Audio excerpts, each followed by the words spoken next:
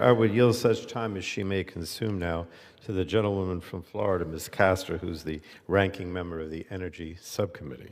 Gentlewoman from Florida is recognized. Thank you, Mr. Speaker, and I thank the gentleman from New Jersey for yielding the time. Mr. Speaker, I rise in opposition to H.R. 5184 because it will lead to higher costs for hardworking American families, especially higher electric bills that are spiking under Republican policies. Despite President Trump's promise that he was going to lower electric bills, he was going to cut them in half, electricity prices are up by over 13% over the last year, much higher in many places. Americans have been hammered with about $86 billion in rate increases. In Florida, the Republican Utilities Commission just passed along the highest rate increase in the history of our state. Some are characterizing this as the largest rate increase in the history of the country. The Republican Big Ugly Bill is also driving prices higher, along with Trump's illegal interference with clean energy projects that were ready to come online and help lower prices. That's just not smart. And neither is this bill that would gut the Department of Energy's ability to set energy efficiency standards for manufactured homes. These were goals given by Congress in a bipartisan way years ago to help our neighbors save money back home. Yes, Americans are facing a housing affordability crisis, but they are also facing an energy affordability crisis. And Republicans are using this bill to try to prevent a false choice between tackling both of those problems. But Republicans have done nothing to address the economic instability of hardworking American families. Just ask my neighbors back home in Florida. Florida has more manufactured homes than any state in the country, about 800,000 manufactured homes. That's 10% of all manufactured housing in the United States. And what the Republicans will not tell you is that manufactured homes often have very poor insulation. They use about 50% more electricity than other types of construction. Utilities in Florida do not offer any efficiency programs designed for manufactured homes, so there's no help there.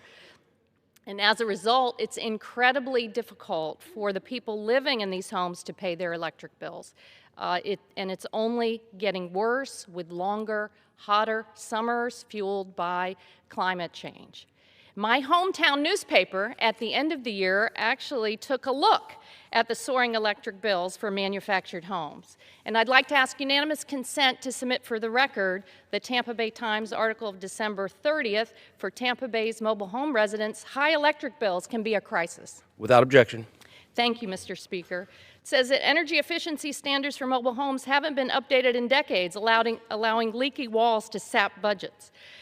They profile an older woman, a retiree on a fixed income in St. Petersburg, who lives in a 960 square foot manufactured home. After Hurricane Helene, she has really been struggling. She lost her car, she lost her furniture, her washer and dryer, and her air conditioning. Now, her electric bills are soaring because of the cost of hurricane recovery and these longer, hotter summers. Her electric bills this year went from $170 in May to $258 in June to $314 in July.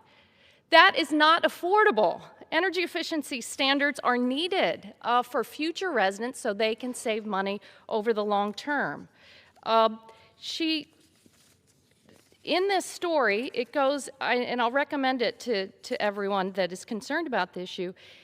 There's one expert that goes into this and says, in terms of their energy equipment and components, manufactured homes are not built very well. The federal code hasn't been changed since 1994, and it wasn't even very strong then. Goes on and says, unlike other types of housing, mobile homes are only subject to federal energy standards, not state building codes. In 2007, Congress recognized that these requirements were way too weak and passed a law directing the U.S. Department of Energy to update them. That still hasn't happened, and it needs to happen.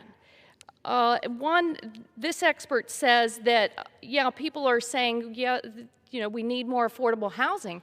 But if you let folks off the hook for future improvements to manufactured homes, you're simply going to weigh down the people who live in them over time. You're not doing them any favors. This expert says every year there's tens of thousands of new homes that stick their residents with these bills for decades. Decades, that's not right. We can do better than that. This bill also would move the authority to set these standards from the Department of Energy to the Department of Housing and Urban Development. Well, HUD hasn't set energy standards for manufactured homes since 1994. And it was a bipartisan Congress that moved it back to DOE where they have the expertise to do it. If these standards were to take effect, the DOE standard would save residents an estimated $475 a year on their electric bill. That's not peanuts, especially for that retiree in St. Petersburg who could use every cent right now. If anything, Congress should be pressing DOE to strengthen standards. Energy efficiency standards are not the barrier to building affordable manufactured homes. Mr. Speaker, more than 58,000 homes already have been built to higher DOE Zero Energy Ready Homes criteria, most in 2025, because many want to do better for their residents, and the technology is there, and the building materials are there.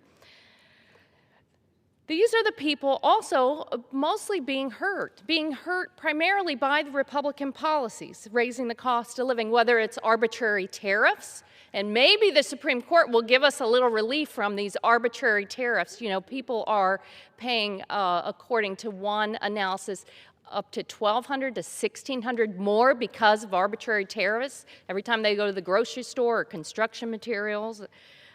Canceled energy projects, the big ugly bill, and cuts to health care. Well, speaking of health care, thanks to the American people speaking out along with hospitals, doctors, and nurses, every House Democrat and 17 Republicans yesterday voted to extend the ACA tax credits and lower cost. I hope this is catching. I hope this would catch on with our Republican colleagues because people are feeling very insecure when it comes to their family budgets.